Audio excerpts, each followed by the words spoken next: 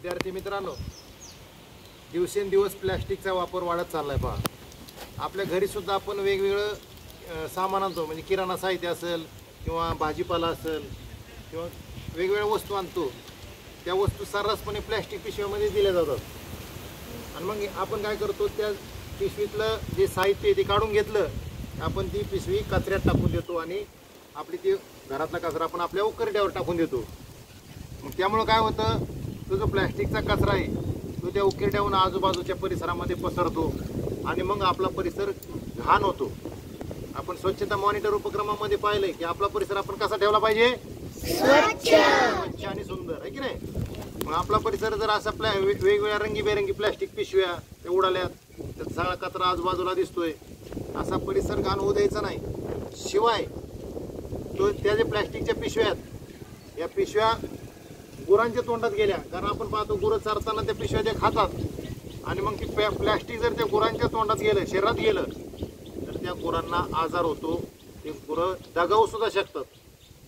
त्यामुळं प्लॅस्टिक पासून त्या म्हणजे गुरांपासून ते प्लॅस्टिक बाजूला ठेवलं पाहिजे.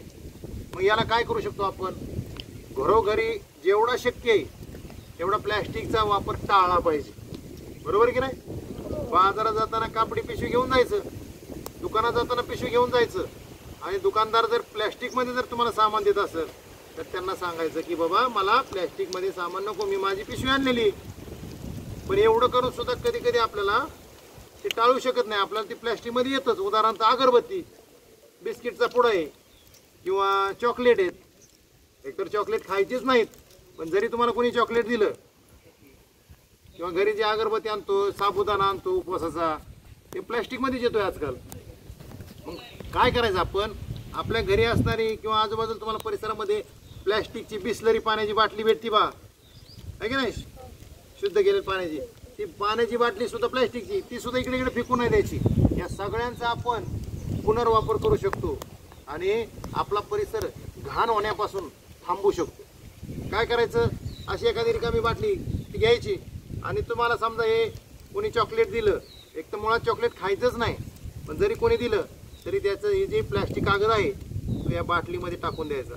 समजा तुम्हाला कोणी बिस्किटचा पुडा दिला तर तो बिस्किटच्या पुड्याचा कागद सुद्धा काय करायचं, या पिशवीमध्ये टाकून द्या, आपल्या बाटलीमध्ये टाकून द्यायचा. किंवा अगरबत्ती, धूप आहे, त्यांचे जे प्लॅस्टिकचे कागद आहेत ते कागद सुद्धा आपण या बाटलीमध्ये भरतोय.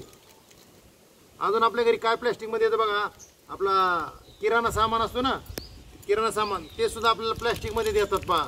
किंवा तुम्ही खायचे वेगवेगळे पदार्थ येतं ते सुद्धा प्लॅस्टिकमध्ये येतात. राजगिऱ्याचे लाडू असतील, उपवासाचा चिवडा असेल, आहे की नाही, असं वेगवेगळे साहित्य जे प्लॅस्टिकमधून येते, त्या सगळ्या पिशव्या काय करायच्या, एका बाटलीमध्ये भरून ठेवायच्या, म्हणजे ज्या पर्यावरणामध्ये इकडे इकडे पसरणार नाहीत आणि पर्यावरणाचं प्रदूषण होणार नाही. येते लक्षात. प्रत्येकाने काय करायचंय, आपापल्या घरी एक बाटली तयार करायची. काय करायचं, आपापल्या घरी एक बाटली तयार करायची. घरामध्ये तुम्ही जिरे आणली, मोहरी आणली, हळद आणली, प्लॅस्टिकच्या पिशवी देते आजकाल. पिशव्या काय करायचं, आईला म्हणायचं कचरा कुंडी टाकू नको किंवा उकिरड्यावर टाकू नको, त्या बाटलीमध्ये टाक. आणि मग काय होणार, आपला उकिरडा म्हणा, आपला घराचा परिसर म्हणा घाण होणार नाही आणि त्या पिशव्या गुरांच्या तोंडात जाणार नाही.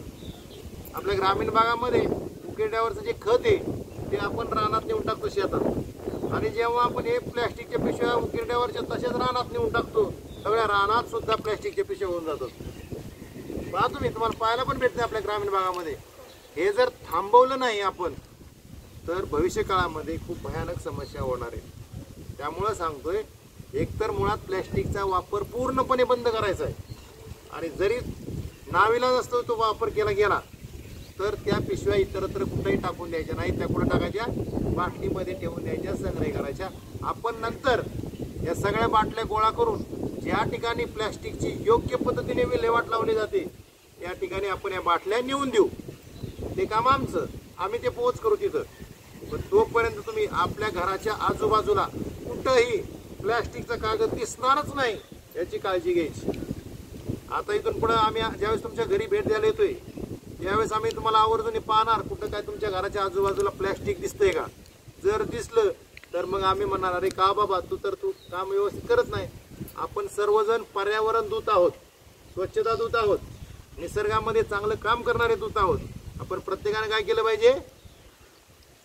पर्यावरणाची काळजी घेतली पाहिजे. पर्यावरण रक्षण करण्यासाठी प्रत्येकानं प्रयत्न केला पाहिजे. एक लक्षात ठेवा, आपल्या घरी चूल पेटवत असतील आणि जर आई त्यामध्ये प्लॅस्टिकची पिशवी घालून चूल पेटवत असेल तर ते खूप भयानक आहे बरं का.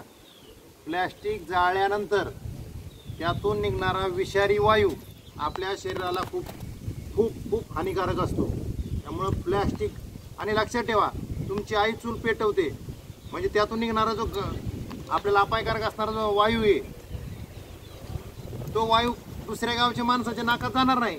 तो कोणाच्या नाकात तोंडात जाणार? तिथं जी आहे त्यांच्याच. बरोबर की नाही?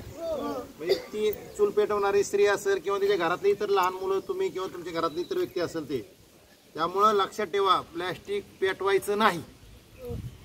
चूल पेटायला तर ज्यांच्या घरी चूल पेटवण्यासाठी प्लॅस्टिक वापरत असतील त्यांना सक्त सांगा, आईला म्हणावं, आई ह्याचा त्रास तुला जास्त होणार आहे, कारण ह्यातून निघणारा जो अपायकारक हानिकारक वायू आहे तो वायू अगोदर कोणाच्या नाकात जाणार आहे? चुलीजवळ कोण आहे? आईचे. हे लक्षात ठेवा. आणि दुसरी गोष्ट, ह्या ज्या आपण तेलाच्या पिशव्या वापरतोय, या तेलाच्या पिशव्यांचा वापर आपण रोप तयार करण्यासाठी करतोय. पहा, रोप तयार करायची, ह्याच्यात एक बाजू व्यवस्थित कट केली ना, यामध्ये माती भरून आपण रोप तयार करू शकतो. हे लक्षात ठेवा. आणि मग तुम्ही या पद्धतीने रोप सुद्धा बनवायचे. तुळशीचं रोप बनवा, गुलाबाची काडी लावा, जास्वंदाची काडी लावा. तुम्ही घरच्या घरी सुद्धा रोपं बनवू शकता. इथं लक्षात, कोण कोण रोपं बनवणार? आजपासूनच कोण कोण घरी गेल्यानंतर अशी बाटली तयार करणार? एक. Very good. बघा बरं का, नक्की करणार ना? प्रॉमिस? हा, बघा आता तुम्ही मला प्रॉमिस केलंय, प्रत्येकाने बाटली करायची आणि तो कचरा इकडे इकडे टाकून द्यायचा नाही. ओके.